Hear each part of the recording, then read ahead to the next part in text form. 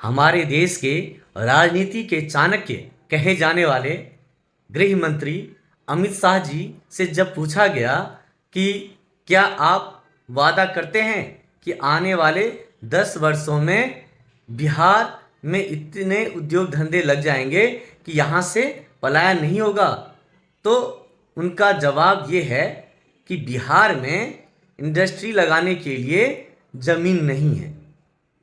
तो मैं दरअसल उनसे पूछना चाहता हूँ कि अभी जब 1000 एकड़ भूमि अडानी को सौंपी गई मात्र 1 रुपये की दर से, तो उस समय ज़मीन कहाँ से मिला। दूसरी बात, पीएम मित्र टेक्सटाइल पार्क के तहत 2 बार भूमि को चिन्हित करके मोदी सरकार के पास भेजा जा चुका है, लेकिन अभी तक आज तक भी वहाँ से इसको स्वीकृति प्रदान नहीं की गई है। इससे ऐसा लगता है जैसे कि सरकार भी यही चाहती है कि जो बिहार का जो मजदूर है वो दूसरे राज्यों में, दूसरे प्रदेशों में जाकर अपनी सेवाएं देता रहे और दूसरे राज्यों की तरक्की में अपना योगदान देता रहे, जिससे कि वहाँ की कंपनी और फैक्ट्री बढ़िया तरीके से चलती रहे और बिहार में जैसा चल रहा है वैसा ही चलता रहे। दूसरी बात उन्होंने कही कि चूंकि बिहार में भूमि का अभाव है तो यहाँ पर हम एआई हब बनाने की सोच रहे हैं।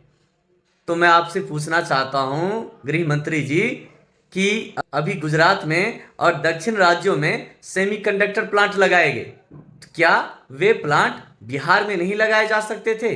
क्या सेमीकंडक्टर प्लांट लगाने के लिए बहुत अधिक जमीन की आवश्यकता थी? कहीं न कहीं हमें आपकी बातों पर संदेह होता है कि वास्तव में आप क्या कहना चाहते हैं, क्या करना चाहते हैं।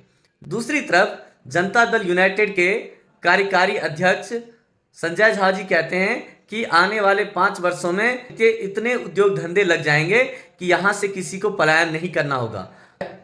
तो मैं इन दोनों ही पार्टियों से पहले पूछना चाहता हूँ कि आपस में निर्णय कर लें कि क्या करना है, क्या करना चाहते हैं, उद्योग धंधे लगेंगे या नहीं लगेंगे। अगर संजय झा कह रहे हैं, जदयू कह रही है कि उद्योग धंधे लगेंगे, तो सवाल ये है कि फिर जदयू के पास जमीनें कहाँ से आएंगी।